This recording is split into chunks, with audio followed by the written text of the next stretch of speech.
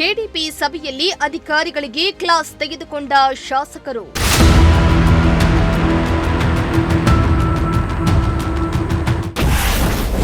ತಪ್ಪು ಮಾಹಿತಿ ನೀಡಿದ್ದಕ್ಕೆ ಅಧಿಕಾರಿಗಳ ಮೇಲೆ ಶಾಸಕರು ಗರಂ. ಪಾವಗಡ ತಾಲೂಕು ಪಂಚಾಯತ್ ಸಭಾಂಗಣದಲ್ಲಿ ಶಾಸಕ ಎಚ್.ಪಿ. ವೆಂಕಟೇಶ್ ನೇತೃತ್ವದಲ್ಲಿ ಕೆಡಿಪಿ ಪ್ರಗತಿ ಪರಿಶೀಲನಾ ಸಭೆ ನಡೆಸಿದ್ದು, ಸಭೆಯಲ್ಲಿ ಸೋಲಾರ್ ಅನುದಾನ ಯೋಜನೆ ಜಾರಿಗೆ ಸಂಬಂಧಿಸಿದಂತೆ ಅಧಿಕಾರಿಗಳು ಸರಿಯಾದ ಮಾಹಿತಿ ನೀಡದೆ ಗೊಂದಲವನ್ನು ಸೃಷ್ಟಿಸಿದ್ದು, ಇದರಿಂದ ಅಧಿಕಾರಿಗಳ ಮೇಲೆ ಶಾಸಕ ಎಚ್.ಪಿ. ವೆಂಕಟೇಶ್ ಗರಂ ಆಗಿ ತರಾಟೆಗೆ ತೆಗೆದುಕೊಂಡರು.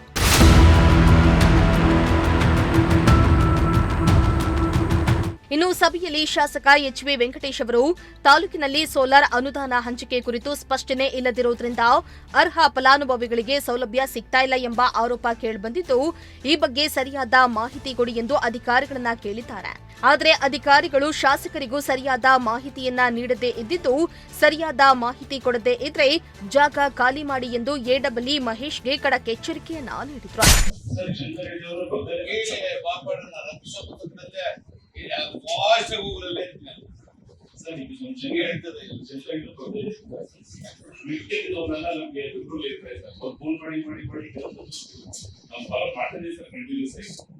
ಸರ್ವೆ ಮಾಡಿಸ್ತೆ ಎಲ್ಲ ರೈತ ಸಮಸ್ಯೆ ಮಾಡಿದೆ ಸರ್.